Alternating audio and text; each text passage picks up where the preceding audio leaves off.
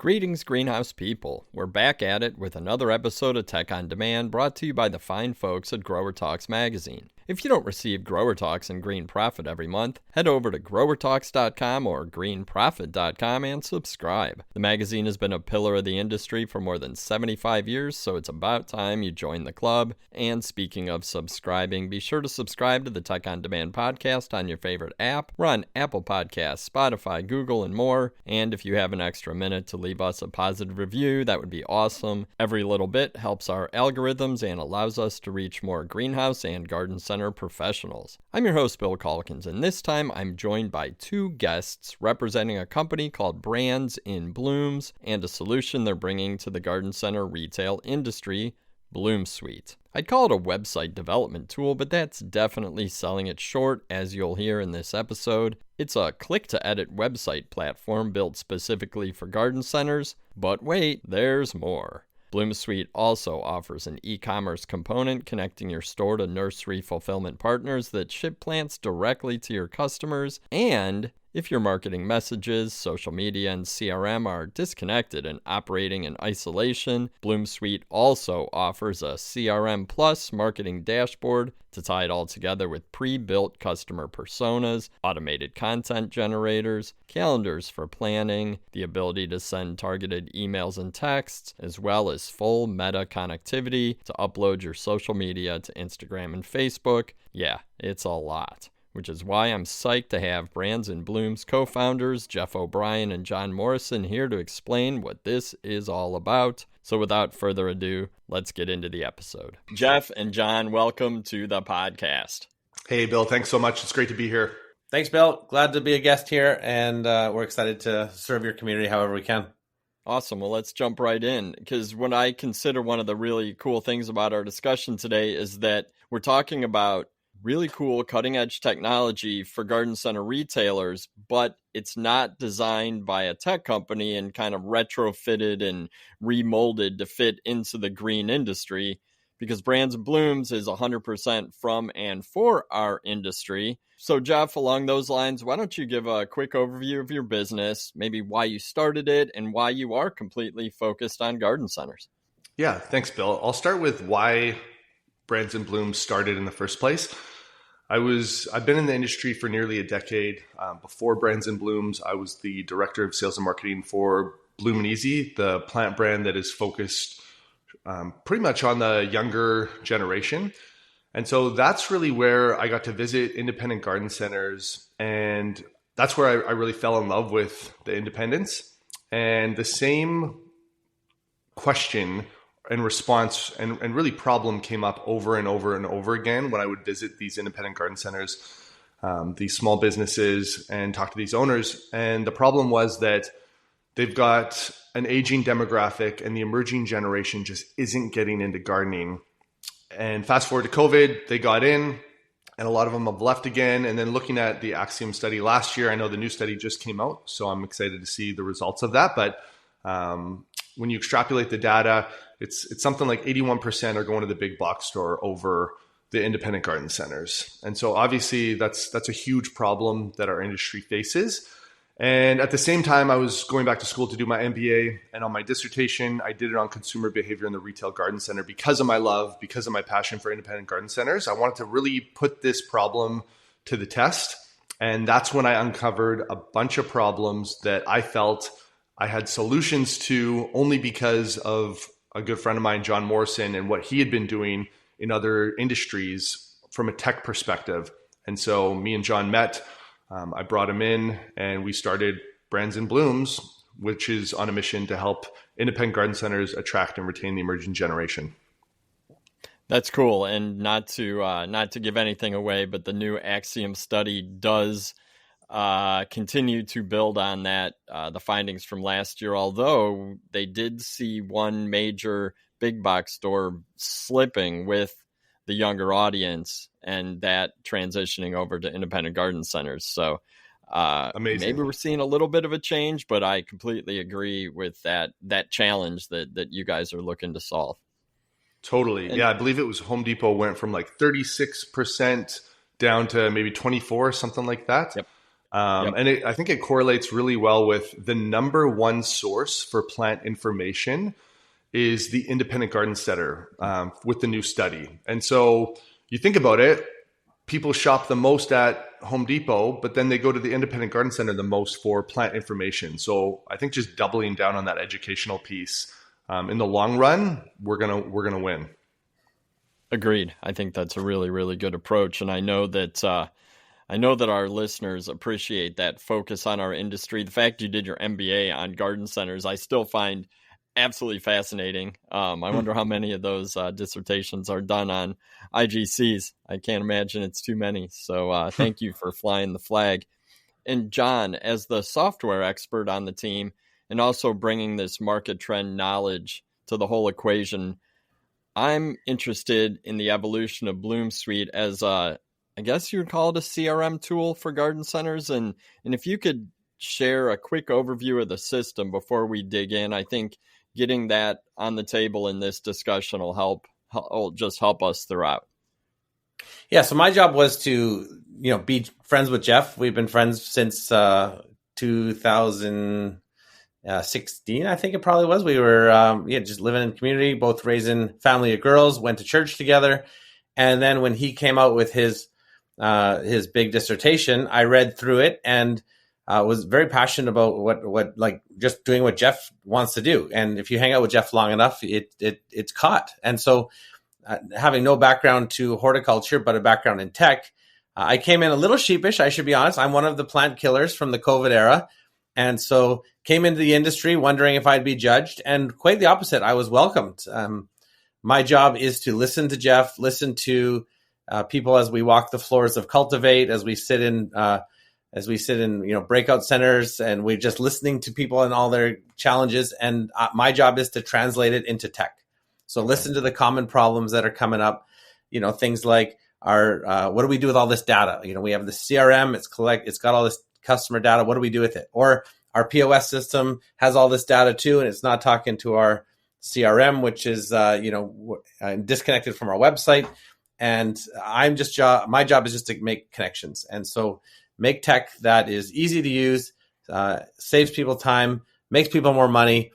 And as a result, we can offer something that is fresh to this industry because the two of us are together. So Jeff comes from the consumer knowledge. I come from the tech background. And then our community, which we've been building, the Brands and Blooms community, is there to give us fresh insights as they're, kind of the heroic ones that are even today, right now, on the floors, talking to customers, learning more. And it's our job just to serve them. That's cool. And I do agree that there is in the mindset of a lot of garden center owners, there is a data overload, and they're not quite sure what to do because they do have, a lot of them have really powerful systems, but the information just becomes overwhelming and it's hard to get your hands around. And I do think that's a huge challenge that something like you guys are building can overcome. Yeah. And I think the challenge too is that these data centers, they exist on islands, right? And they're not connected. And so without a system, without a unified piece of technology to put it all together, then it's powerless.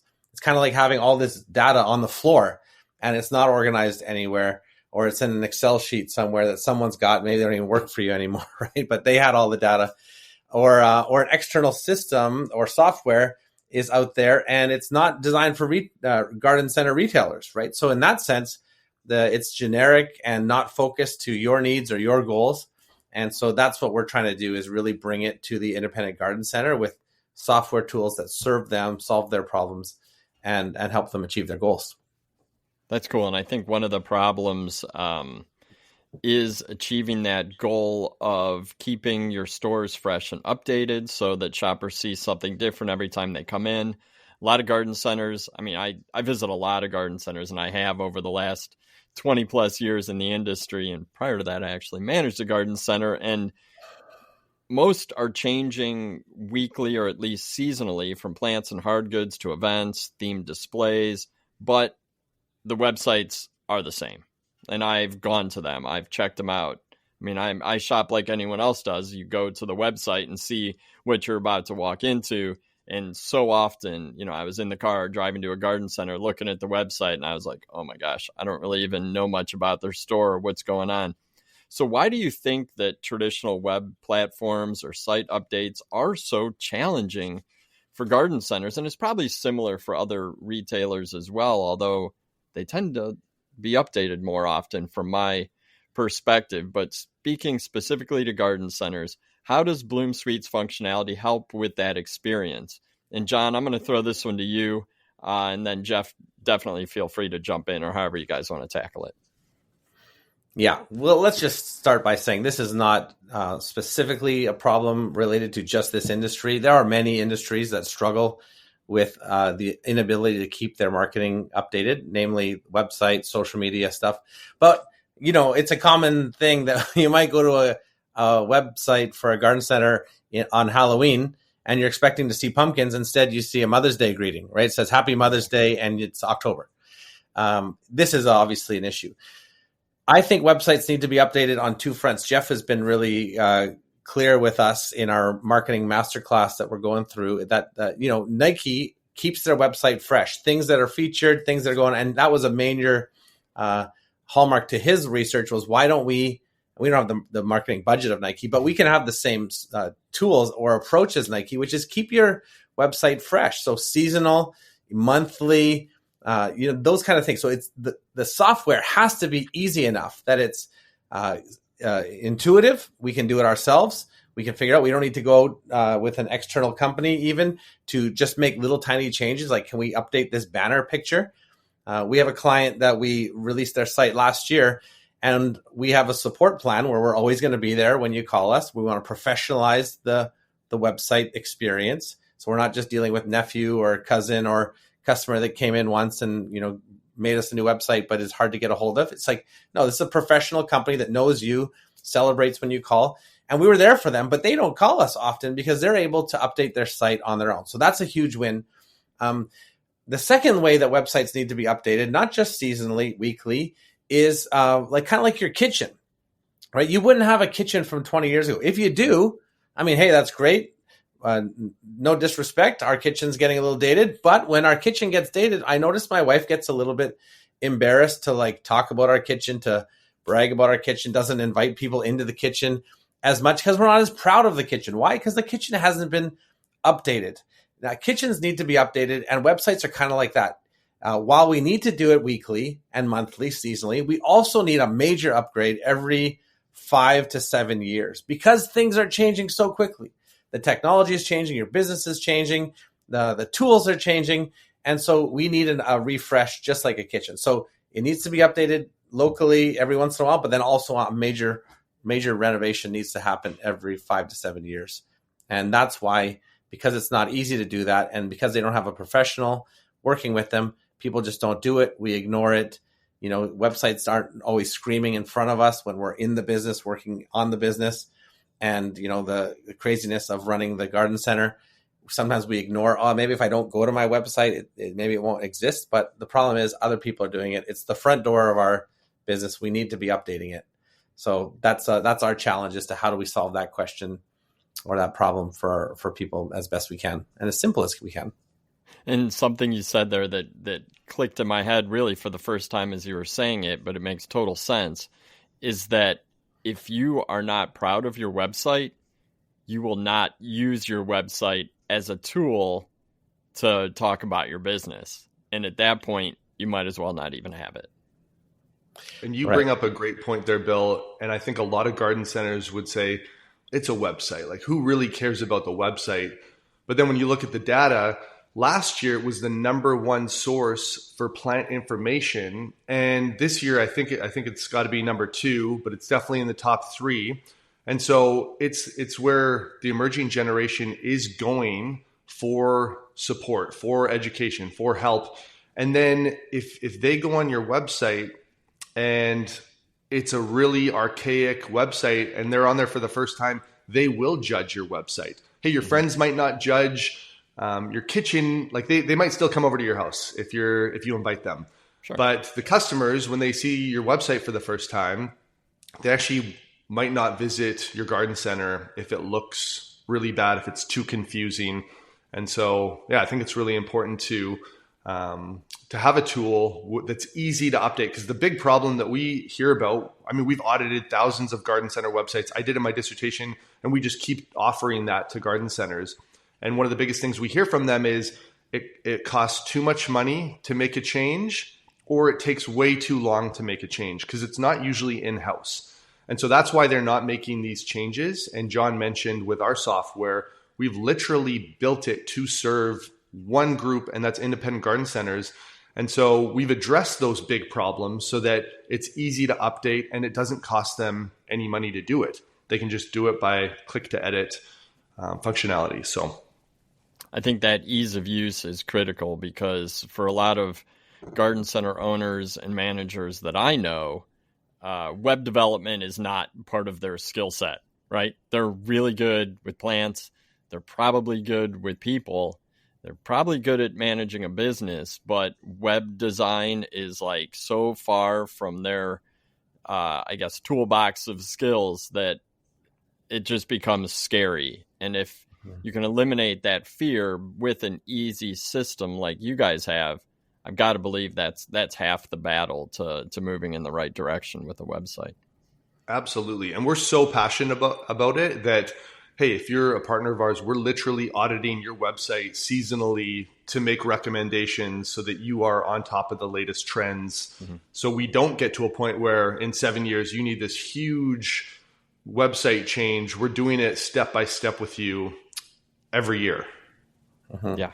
And Bill, maybe I could just give a few examples of website story for you. Last night, my daughter, I have daughters as well. My teenage daughter had a little fender bender a few weeks ago, and I was working with the insurance company. They sent me a list of auto body shops that are on their system that will do the work. And first thing I did was click on the websites. Like first I located them, like which ones within 10 miles of my house. Then I just went to their websites. And I wanted to see how long they've been in business. Are they a local family-owned business? And I found one. Mm-hmm. They've been around now on their website, decent website, but had the whole story, like founded by dad in 1977, run by sons and daughter now. Like I was like, okay, I feel good with them. So, I mean, that's big money, right? They're going to run the whole front end of a Nissan through an insurance claim. That's not going to be, that's a lot of money for them. But without a decent website, I would have moved right past them. So, such a powerful tool that we can use to our advantage. It really is. John, I cut you off. What were you going to say? Oh, first of all, I mean, those of us with daughters that are a little younger, thank you for the preparation. And if you maybe we could have a different podcast on just raising daughters. It wasn't her fault. Driving. I don't know how you did it, but I hear it coming and I feel it, and I'm scared, quite frankly. Maybe the technology will be there such that we'll have self-driving cars by the time that our daughters are driving, and I hope that that's the case, that they'll just jump in and we don't even need to worry about training them how to drive. But you're right. I was talking about we were talking about website tools, and it was.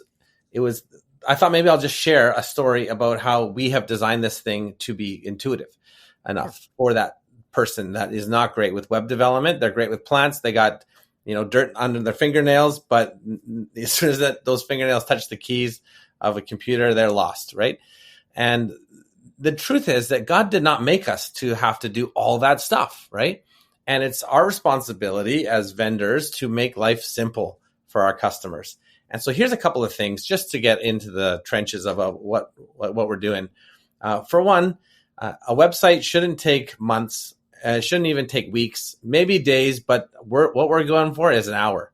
And then to actually have the website spun up in a minute. And the good news is we have tools like AI. You talked to Clint a month ago, a couple months ago, I guess it was now. And his big thing was that AI is a tool for our thriving, right? To help us thrive more, to make life a little simpler, and to help us get more done, to make more money. And we have embedded AI into the model so that it can build up your website, spin up a site in less than a minute. Okay. And the reason why that's good is because you don't have to code it out. You don't even have to enter in your own colors. It can figure out your own colors. It can figure out your address. And so we've spun up a site. And then how do you make changes to it? Well, you just click on the element that you want, and you can just write something different. You want to change some words, click on those words, change that word. You want to change an image, click on that image, put in a new image. And that's how we've done it quickly. Another thing that we wanted to do is we mentioned that we have a CRM. So keeping track of your customers, what's their address, what's their names, what are they interested in, what have they purchased in the past. If you have something like MailChimp or Klaviyo, these are powerful software tools. That's great. But they're not made for garden centers specifically. So if you wanted to bring it over into the same system that your website is in with BloomSuite, in the old days, you would have had to export your customer list, brought it back into another new piece of software and hope that everything matched up, that the phone number was still a phone number and that the email was still the email. But now what we can do is we actually log in with you.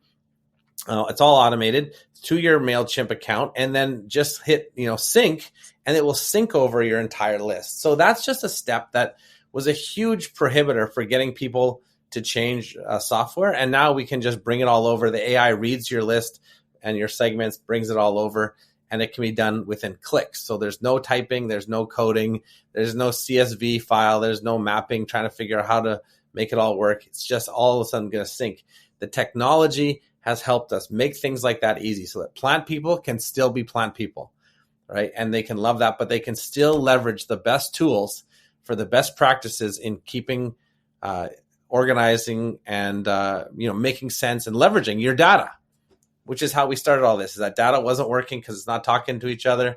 And so we want to make all that as easy as possible to let you do more of what you were made by God to do. Which answers that question I hear all the time, which is, what can AI do for my business? And it's it's a hard thing to wrap your brain around until you see specific applications like you just talked about, which makes total sense.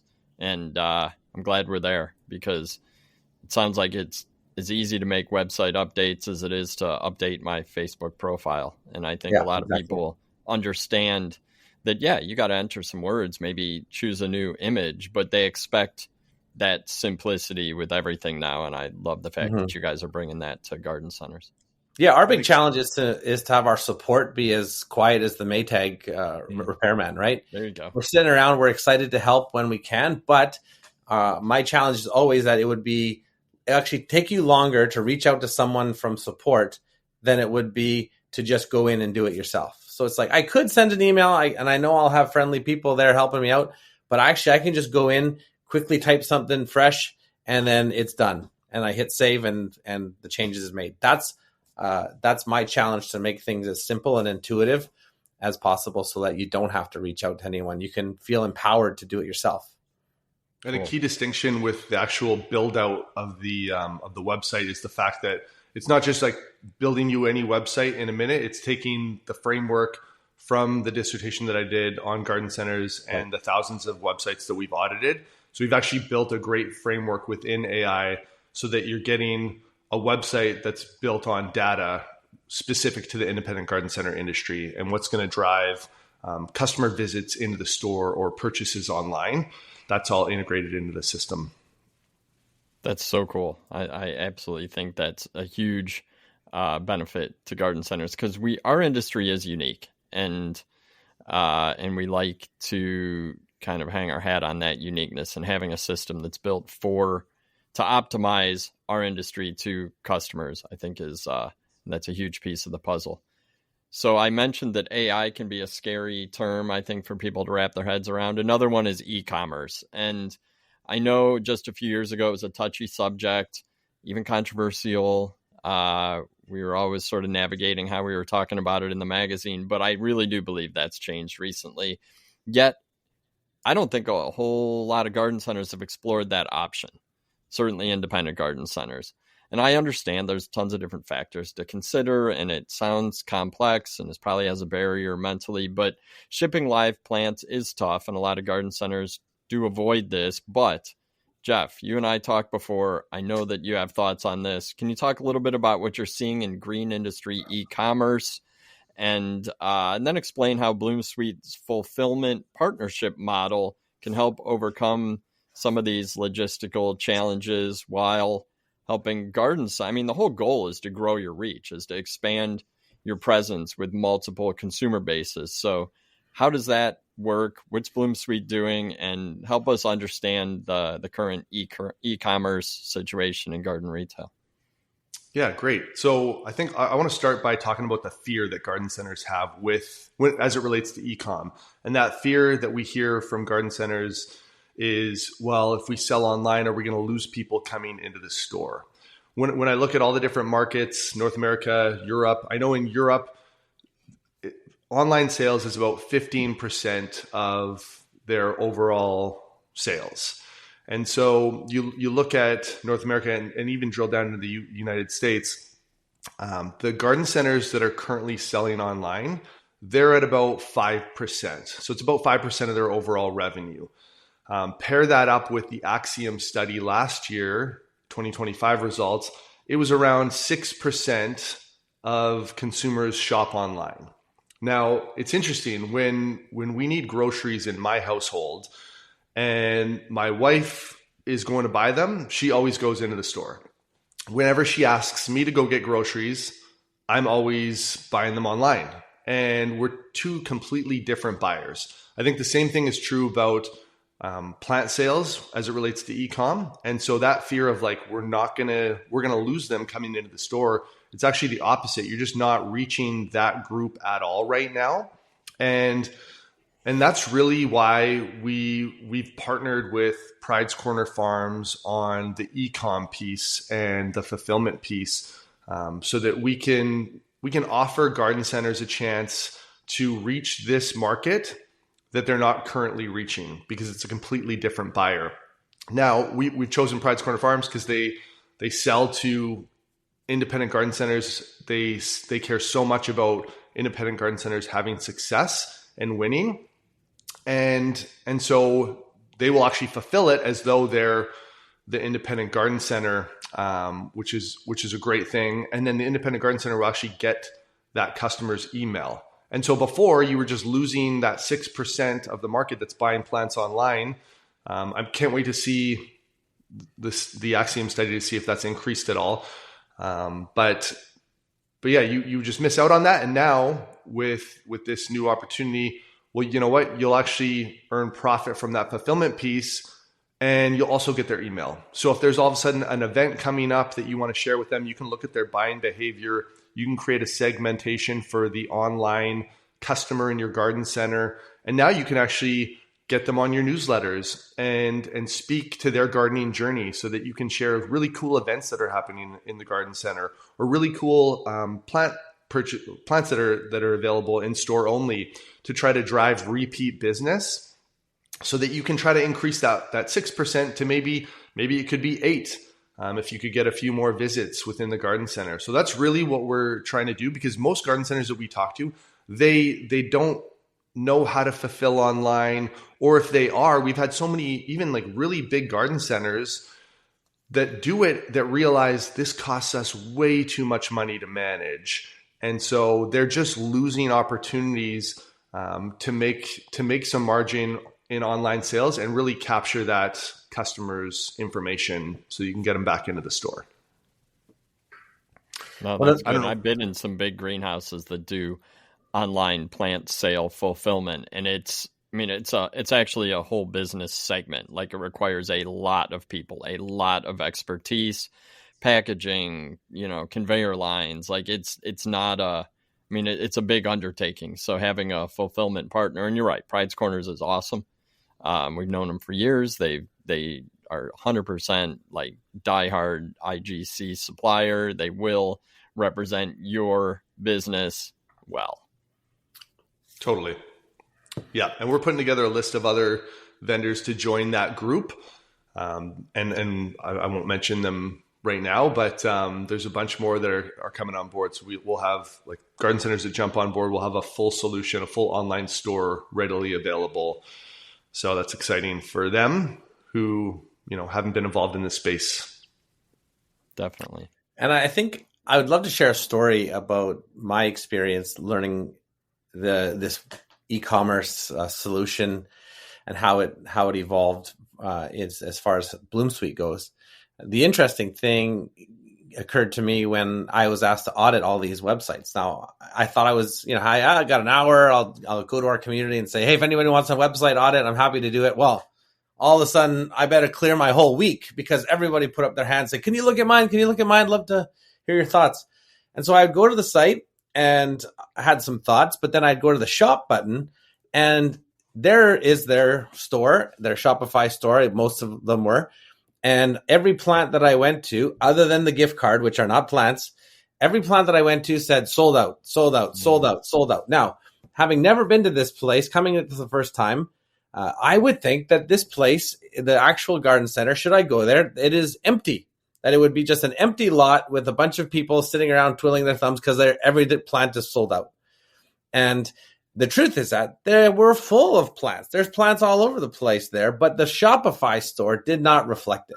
Well, when I did some digging, I found out that keeping inventory fresh online is a full-time job. And most garden centers, if they have Uncle Ernie, who's in charge with his clipboard, there is not so technologically inclined to be able to update it. Now, a few garden centers could figure it out. They had a full-time devoted staff members or several devoted to just keeping the online inventory up to date. Well, that's a luxury that many other garden centers that I know do not have.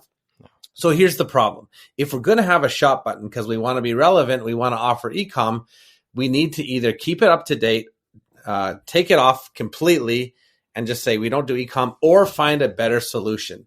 And that's what I think I'm the most excited about, is this better solution with online fulfillment, that you could actually have an endless supply of plants, that if it's not available in store or somebody's not even shopping in your store because they're online like Jeff, then they could have an option to buy some plants from you online, and you don't have to even worry about keeping it pesticide free. You don't have to worry about watering it. You don't have to put in the right light. You don't have to train your staff on it even. It's just available, and it will show up at your door if you buy it. That to me is a dream opportunity for independent garden centers that maybe have space constraints. Maybe they have staffing restraints. They can have this endless aisle of plants and other goods that are available online on their beautiful new website that they're proud to point people to. To me, this is a huge game changer for how independent garden centers can compete with big box stores on inventory and with increase their margins and add a whole new customer segment, the online Oliver guy who's just sitting in his pajamas, wants to buy plants, and will never darken the doors of a garden center. Not because the garden center isn't a beautiful place to visit. He's missing out, we would all agree, but he just doesn't know any better because he is always online first. Much like me with my Christmas presents for my wife and kids, I will not go to a mall ever. I know I'm missing out on the beautiful decorations and the Santa and the noise and the parking and the driving in the rain. I'm missing out on all that, but I'll still get them presents because it's all going to come online this year. I think, there's so much truth to that. I know that there's a huge chunk of our listeners that totally get it and are right in that same boat, or who have a spouse or a partner or someone else in their lives who are completely down the online path as well. And something you said, Jeff, that I think is worth repeating is that you're not going to lose customers. You're going to gain access to a whole new segment of customers, and it could be a really, really big one. Totally. So when we were talking, getting ready for this episode, you talked about the dangers or challenges with stacking tools, and that was a term that I hadn't heard. But as you explained it, it made a lot more sense to me. So, like, if you're using WordPress for your website, which I know a lot of people do, and as we said before, they're not tailoring your website for the green industry in any way, shape, or form. That's an off-the-shelf website. In Shopify, which you already mentioned, John, to create a web and e-commerce system, this can drive up costs, which you had told me about, Jeff, which again makes sense, but also really not be the greatest experience in the whole grand scheme of things. So can you explain this to the listeners and then maybe hand the question off to John to discuss why you guys made a choice to build a proprietary platform? We talked a little bit about it earlier, the importance of being dedicated to the industry, building tools for the industry, but what are some of the other benefits? Yeah, thanks for sharing that, Bill, and bringing that up. So I'll start with, you mentioned the cost piece. I think it's a big factor when you think about all these different tools that garden centers will bring on to solve even just one problem. So they'll stack WordPress, they'll stack Shopify, they'll stack Mailchimp or Klaviyo or like an SMS tool, and then you've got all these tools stacked on each other, and it's definitely going to drive up the cost. But the other thing it does is it just drives up the complexity of it all. So now, in order to solve one problem, you're having to go to all these different tools or softwares to actually help your garden center grow, and then it also drives up the complexity for even that support piece. So every time we talk to a garden center, there's a few things about WordPress that they don't love, and there's a few things about Mailchimp or Klaviyo that drives them crazy, or their Shopify account that drives them mad. And I think that's the beauty in all of this is we actually haven't built anything, the garden center has, because every time the garden center says to us, oh, I really wish that BloomSuite could do XYZ, or the website could have this component to it, we take a look and say, hey, is this going to help all of our garden center clients? And that's the beauty of serving one market, is our software is going to improve every single month, every single quarter, every single year. So you're going to have a better tool than you had last year. And I'm not sure many tech companies can say that, because most tech companies are serving so many different industries. And that's a huge differentiator for what we're trying to do and build when it comes to, just stacking different tech and some of the challenges that come with that. No, that makes a lot of sense. John, do you have anything to add from the tech guy side of it? I got so much to add, but what do you got time for is the real question. Imagine that you hire someone to do marketing. They're bright-eyed. They're super excited. They start in February, getting ready for the spring, and they want to get your website going. They want to get your e-com up to date. They want to do your social media posting. They want to log into your, LLM or AI content generation. Also, they want to do some texting. They have this great idea. They create a new piece of software, and then they're like, okay, what's the WordPress password? Oh boy, I don't really know what that is. What was the last person? Do we have that written anywhere on a piece of paper, on a note? What's the Shopify password? How do we get into the texting? How do we get into the CRM? And all of a sudden, it's just like passwords galore, and we can't get into half of them, but we're still getting billed every month for it. It's still coming off the credit card. And so we want to start a new one. Well, now we have 2 charges on the credit card for the same piece of software because we don't know the password. This is a huge problem. Then we want to call in and say, well, how do we operate this software? We need to get our password. We call a support team. Well, now I got the Shopify support team, which is actually a chatbot or a Reddit article from 2020, right? Or I got the support team for the CRM, and then all of a sudden we go, and none of them know me. It's they're not local. Imagine having one bill, one login, one support team that knows me, loves me, and understands my industry, and they're all working together, right? And so it's like, how much easier is it to onboard that person that's new, and how much easier to pass on the information to the next person, and to just have it all organized, where, like I said before, the data is unified, it's working together, everything's playing together instead of fighting against you, making your business more complex. We want to make it simple. We want to make it clear, understandable, and user-friendly. I think it's the best way forward.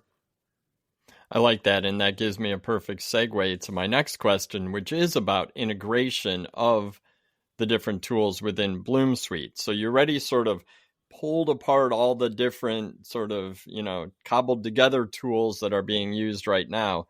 But when you talk about what you guys offer, it's much more integrated. And I totally agree. A lot of retailers struggle to connect all these different parts into a comprehensive strategy.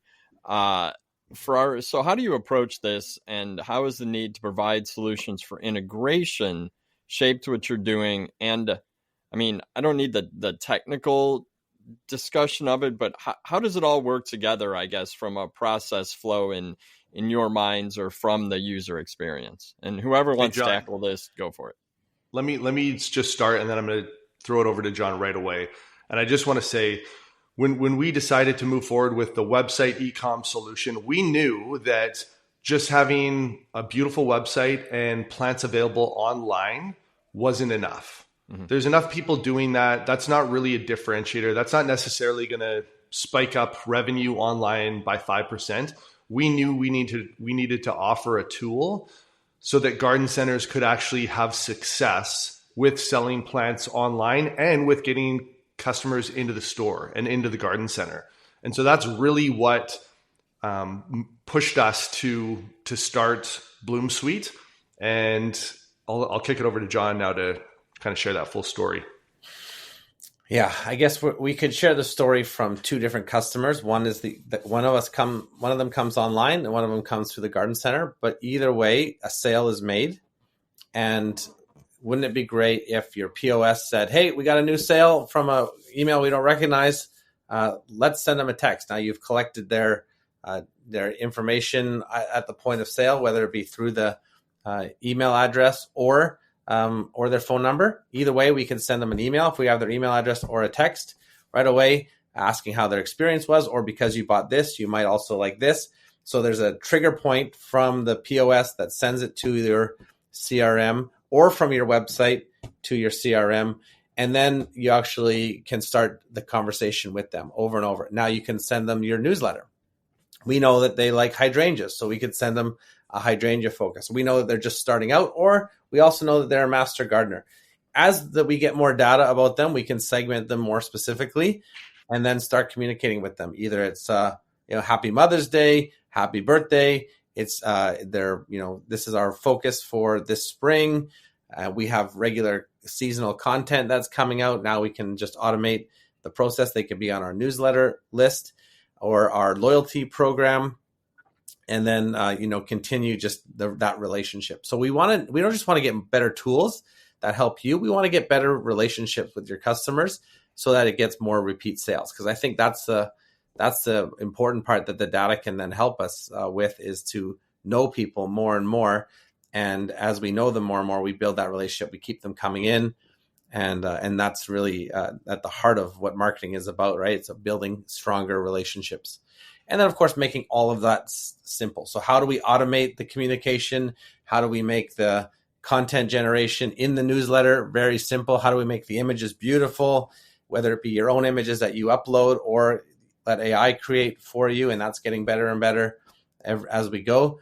So all those things is our job to make it simpler. So you're not spending so much time hacking out another blog or another newsletter. It's all done quickly. And then you can customize everything, of course. Nothing should ever hit send or publish before it goes through your strict auditing. Or is this really us? Do we want to say this right now? Do we want to say it this long? Do we want to say it this short? How do we want to say it better?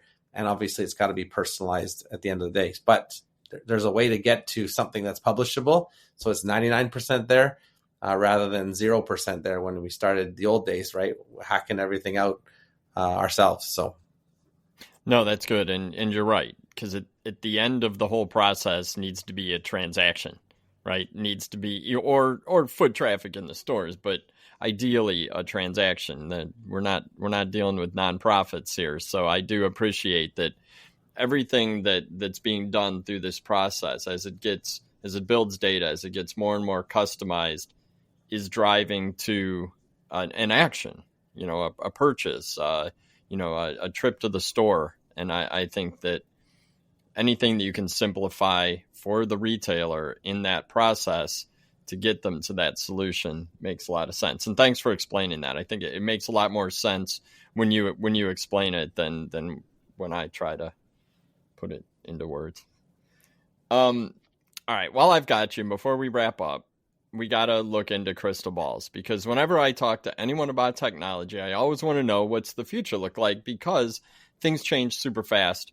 And I know that 5 years ago, it would have been really hard to predict where we're at now, but I still want to try it while I've got you guys. But what role do you see technology playing in the evolution of garden centers? Because I don't think a garden center is going to look the same in 10 years as it does now.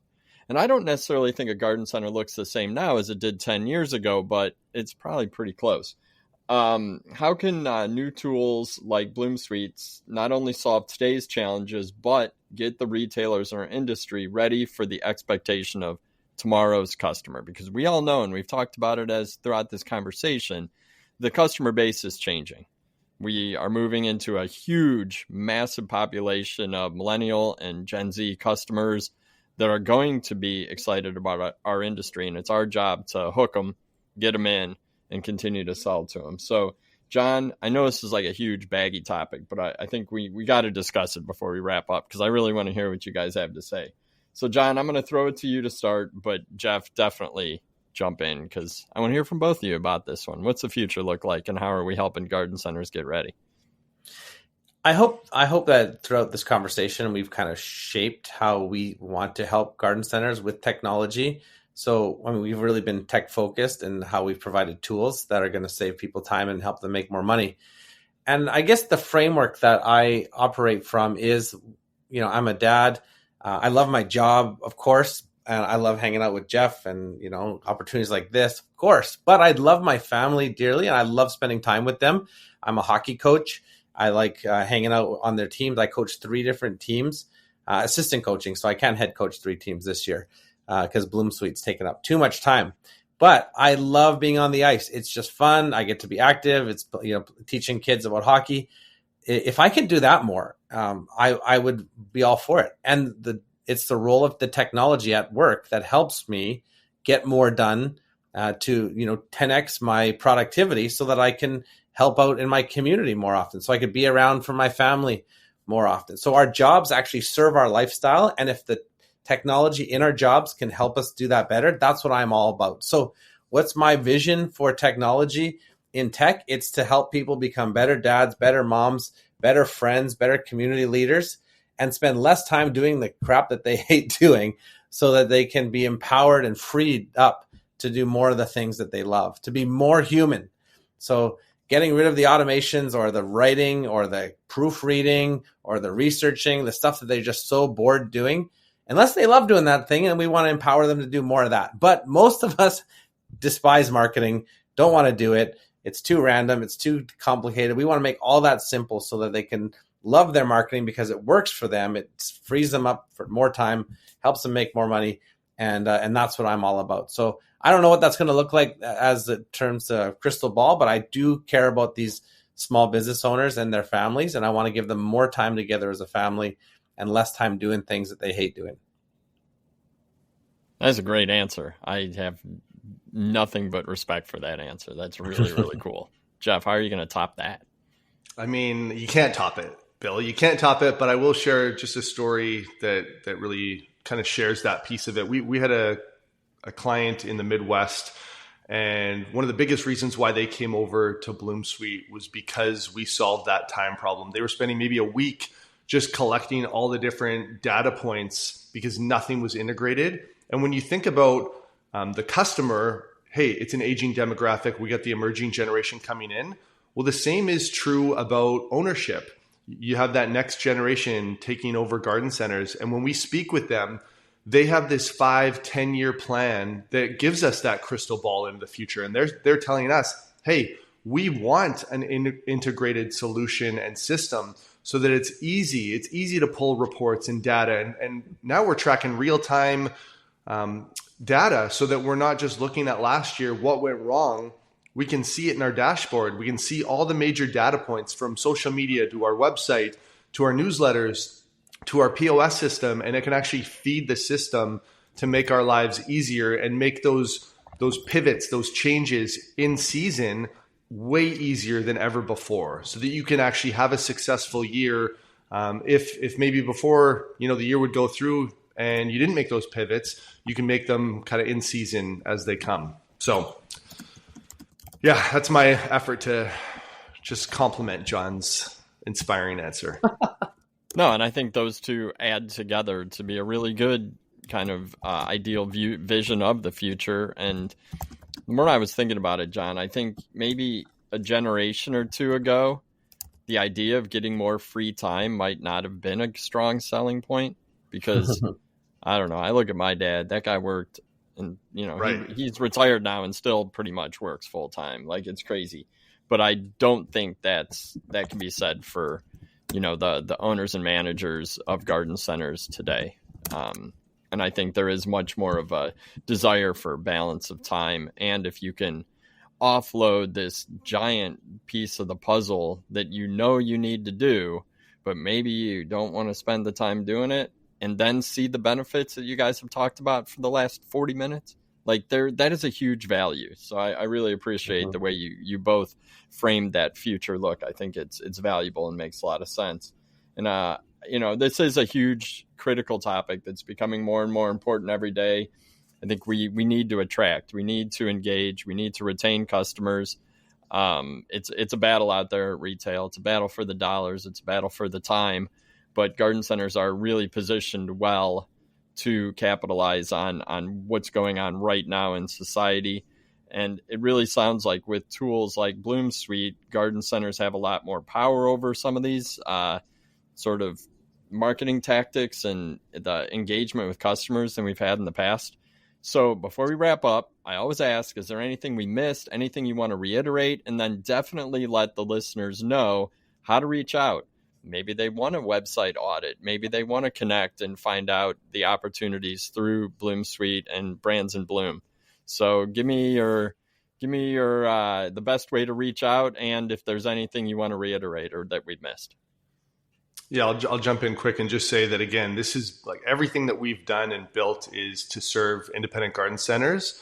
And so they've really built this for us. We've just been helping them along the way. And so every single tool that we have, they've actually built. So it's not only for them by a group that knows the industry, they're actually contributing every single day to make this software better.